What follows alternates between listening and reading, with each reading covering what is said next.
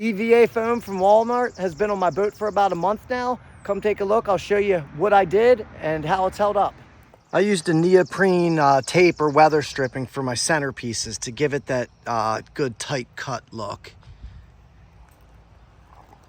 Secured it with marine caulk.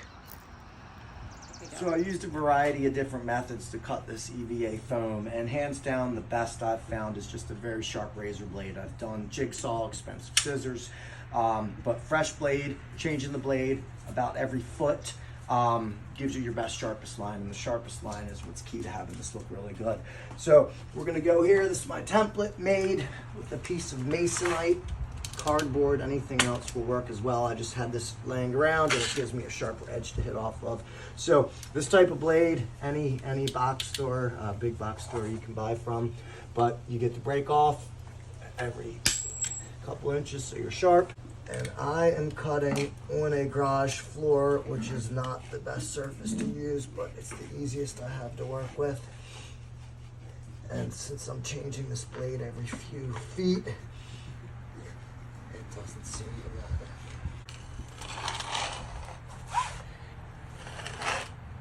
matter. Okay, so I move my template out. See my cut here.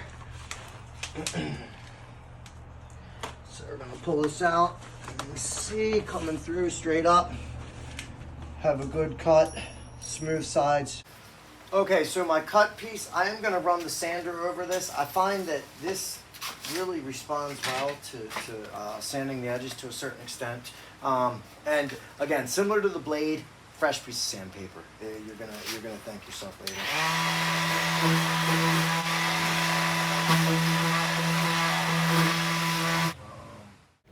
So right here, I am sticking the foam to the surface.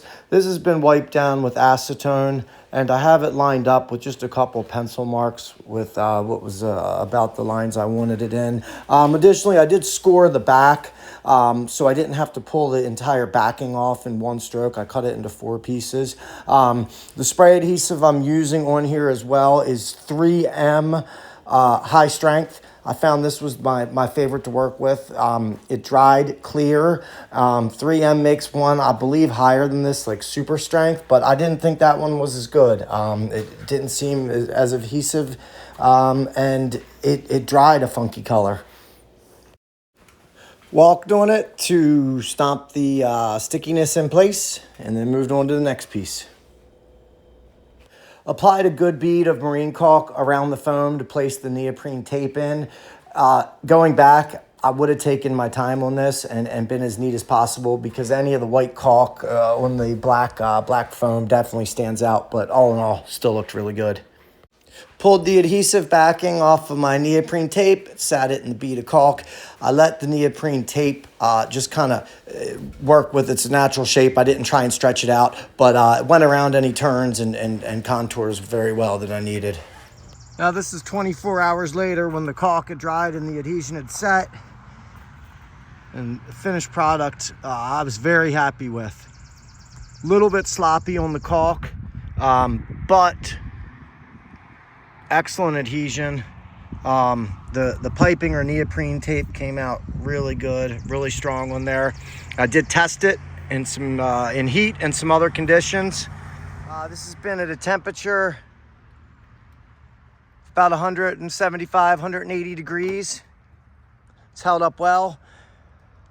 Gonna take a look back at this after we cool down, see how it's held up.